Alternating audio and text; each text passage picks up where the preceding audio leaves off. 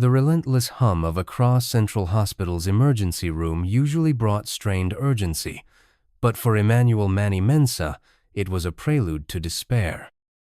At 39, a leading architect, Manny felt his meticulously built world crumble. A searing pain, like a hot iron, seized his chest. Clutching his chest, his tailored shirt soaked, Manny stumbled through the sliding doors, the whoosh mocking his desperate gasps. His vision blurred, fluorescent lights smearing into cruel halos. Sweat slicked his dark skin as he steadied himself against the check-in desk, his voice a desperate rasp. "Please," he gasped, "it's my chest. I can't breathe." The nurse, Kwame, barely looked up. "Have a seat, sir. We'll call you." Manny's knees buckled, but he forced himself taller. "It's bad. I'm dizzy. Please, I think it's my heart." Kwame's lips thinned. "Sir, black men often overreact to pain. Let's stay calm, okay? Take a seat." The words landed like a slap, casual yet cutting. Manny swayed, the familiar sting of prejudice burning hotter than his pain. He saw a white man, clutching his arm, ushered through triage in minutes. Manny sank into a cold plastic chair. His pulse hammered. He fumbled for his phone, texting his wife, Aisha. "At ER, they're calling names. I'll update you." Manny felt invisible, his pain a footnote in an uncaring system. Memories surged. His own father, decades ago, dismissed as anxious until it was too late. The weight of that loss pressed against Manny now. He'd mentored young black men to navigate spaces not built for them. Yet here, he was just another name, not worth calling. A young nurse, Femi, hovered near the desk, her brow furrowed. She whispered to Kwame, "Should we check his vitals? He looks pale." Kwame waved a dismissive hand. "It's hysteria. We've seen this before. Let's handle the real ones first." Femi hesitated, then stepped back, her eyes lingering on Manny with guilt. Time stretched, each minute a tightening vice. His vision dimmed further, the room tilting. His phone buzzed faintly. Aisha was texting back, "On my way." But the words blurred as his head lolled, sweat soaking his collar. The glass doors hissed open, and a new sound cut through the ER's clamor, the sharp click of polished heels. Aisha Blake crossed the threshold, her designer suit pristine, her presence a quiet storm. At 36, she was CEO of Nexus Capital, a titan in global finance and a primary investor in Accra Central Hospital's most advanced wing. She'd personally funded the very monitors now ignoring her husband. Her sharp eyes scanned the room, expecting Manny in treatment. Instead, she saw him slumped in a corner chair, ashen. Aisha's stride didn't falter. She reached the check-in desk, her voice low but edged with steel. "My husband, Emmanuel Mensah. He's been here nearly an hour. Why hasn't anyone helped him?" Kwame looked up, fear dawning. "Ma'am, we're doing our best. It's a busy night." Aisha didn't flinch. She slid a sleek business card across the counter. "Aisha Blake, CEO, Nexus Capital, primary investor, Accra Central Hospital." Kwame's face drained. "I'll get the charge, nurse," he stammered, scurrying away. Aisha knelt by Manny, her hand warm against his clammy shoulder, her voice a soft, unwavering anchor. "I'm here," she murmured. "You're not alone anymore." The ER's rhythm shifted. Dr. Nadia Khan, a wiry woman with tired eyes, emerged, calling urgently for a stretcher. "Mr. Mensah, we're taking you back now," she said. Nurses whisked Manny toward a treatment bay. An EKG hooked up, its jagged lines flashing. Dr. Khan's brow furrowed. Family history of arrhythmia. This should have been flagged immediately. Why wasn't he triaged? Kwame hovered, a mask of contrition. "Mrs. Blake, I'm deeply sorry." Aisha cut him off. "This wasn't oversight. This was bias." You saw his skin before you saw his symptoms. Her voice carried a verdict, silencing Kwame. Manny, now on oxygen, squeezed Aisha's hand. This wouldn't be forgotten. The treatment bay was a stark cocoon. Manny lay on a gurney, breathing steadied, but the EKG traced erratic peaks. Dr. Khan muttered, "How was this missed?" Manny's mind clawed through the fog. He thought of his father's death. He was a man who'd shattered glass ceilings. Yet here, reduced to a number. Aisha stood beside him, her hand a steady anchor. "I want answers," she told Dr. Khan. "Why wasn't his chart flagged? Why was he left out there?" Dr. Khan sighed. Triage is subjective, but this was critical. Manny shifted. "Someone didn't. They saw me and decided I wasn't urgent." Femi, the young nurse, stepped forward, voice tentative. "Mrs. Blake, I've seen this before. Minority patients, they wait longer. Their symptoms are downplayed. I didn't know how to push back." Aisha's gaze softened. "You're pushing back now. That's a start." Manny's chest ached, but his mind sharpened. "How many?" he asked Femi. "How many others were ignored like me?" Femi's silence was damning. Aisha excused herself, phone in hand. She called her chief of staff, Ben. "Pull the ER's triage logs from tonight. Cross-reference wait times by patient demographics. I want data by dawn. And get me the hospital's training records. We're going after the system." Ben's reply was swift. "On it. You're going to dismantle it, aren't you?" Aisha didn't hesitate. "It's already gone after my husband. Now it's our turn." The Accra Central Hospital boardroom pulsed with tension. Aisha sat at the head, her posture deceptively relaxed, but her eyes relentless. Opposite her, Dr. Anthony Davies, a silver-haired board member tied to old money, steeped his fingers. Aisha broke the silence. "Tonight we address a failure." She slid a tablet across the table. Triage logs, wait times, a damning 50, 2-minute disparity for black patients. "My husband, Emmanuel, nearly died because this hospital chose bias over protocol." Dr. Davies cleared his throat. "Mrs. Blake, triage is complex. Mistakes happen. Kwame's been with us for years." Aisha's eyes narrowed. Judgment that ignored a family history of arrhythmia. Judgment that left him gasping for an hour while others were seen in minutes. "That's not complexity. That's prejudice." She tapped the tablet, pulling up Manny's low-priority triage entry by Kwame. "Explain that." Davies' voice was patronizing. "Aisha, mistakes happen. Surely we can resolve this quietly to protect the hospital's reputation." Aisha's jaw tightened. "The hospital's reputation is built on trust, Anthony. You don't earn trust by burying a man's pain because his skin doesn't match your definition of urgent." Emmanuel's name lingered in the air, reminding them of the human cost. "This isn't about one nurse," Aisha continued. "It's about a system that lets him make those calls unchecked.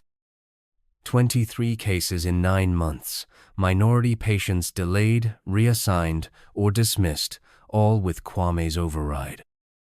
A younger board member, Dr. Adezo Okafor, adjusted her glasses. "The data is troubling, but proving intent is difficult. How do we know this wasn't just human error?" The hidden directive Aisha's lips curved into a humorless smile. She swiped the tablet, revealing a digital trail, Kwame's login overriding Manny's triage entry flagged as non-urgent. "This isn't just an error. This is a choice made with admin access, and my team found a directive issued 3 months ago, circulating only among senior ER staff, subtly encouraging resource optimization for non-critical presentations that specifically noted increased overreaction from certain demographics." She pulled up the internal memo. The room fell silent. This wasn't just Kwame's bias, it was a veiled policy. Dr. Davies paled. Dr. Okafor gasped. Dr. Carter, the hospital director, shifted, resolved. "We'll revise triage protocols, Mrs. Blake. but escalating this publicly could damage patient trust. Aisha leaned forward, ablaze. Patient trust was damaged when my husband Emmanuel was left to suffer. You don't fix that with a memo, you fix it with accountability. I'm funding an independent audit. If you resist, I will pull Nexus Capital funding, all 50 million Ghana cedis of it. The threat landed like thunder. Davies scoffed. You're leveraging your wallet to force a corporate takeover. This directive is procedural. Aisha's eyes locked onto his. A procedure that told Emmanuel he was overreacting because of his race. If that's your standard, your standards are broken. The boardroom door opened. Kwame entered, pale, clutching a clipboard. Mrs. Blake, he trembled. There was no intent to harm, a misjudgment. Aisha didn't blink. A misjudgment that marked my husband's chest pain as hysteria. You saw his chart, you chose to ignore it. And you acted on a directive that encouraged you to. She held up the tablet, Kwame's login, override, and the memo glowing. Your login, Kwame, your override. Explain why Emmanuel's name was downgraded while a white patient with a headache was seen in 2 minutes, and explain the resource optimization directive. Kwame stammered, looking to Davies, who offered no support. I thought it was a standard call, the directive, just efficiency. Aisha's voice dropped, cold and precise. You prioritized based on bias, enabled by a policy. It nearly cost Emmanuel his life. Dr. Carter stood. We'll cooperate with the audit, Mrs. Blake, and we'll review Nurse Kwame's conduct and the origins of that directive. Aisha nodded, eyes on Davies. This isn't just about one night. It's about a culture you've let fester. Fix it, or I'll dismantle it. She rose, exiting. A board member's phone buzzed. A leaked audio clip, including the directive revelation, already with a journalist. The fight was no longer contained. The dawn broke over across Central. Emmanuel, recovering, scrolled through news alerts. Accra Hospital ER, accused of racial bias and secret directive. The leaked boardroom audio fueled hashtag Manny protocol online. I waited 4 hours with a burst appendix. One post read, They said I was exaggerating. Manny's fingers trembled. Aisha's office buzzed. She directed her team to release the full triage data publicly. No redactions. People need to see the numbers. And cross-reference the directive's implementation with flagged overreactions. By noon, 23 time-stamped cases of minority patient delays, linked to senior staff overrides and the directive, hit the internet. Activists shared infographics, journalists demanded interviews. Manny, from his bed, typed a blog post for his university's alumni forum. Invisible in the ER, my experience and a call to action. He thought of his father and vowed silence wouldn't win again. Femi, the young nurse, slipped into Manny's room. Mr. Mensah, I've seen it. If you need me to testify about Kwame and that directive, I will. Manny met her gaze. You're doing it for everyone who didn't make it out of that waiting room. Femi's jaw tightened. Dr. Carter called Aisha, strained. This public exposure is chaos. Donors are pulling back.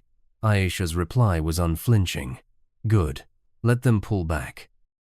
We'll fund what matters. Equity, not egos. Manny's blog post went live, amplified by thousands.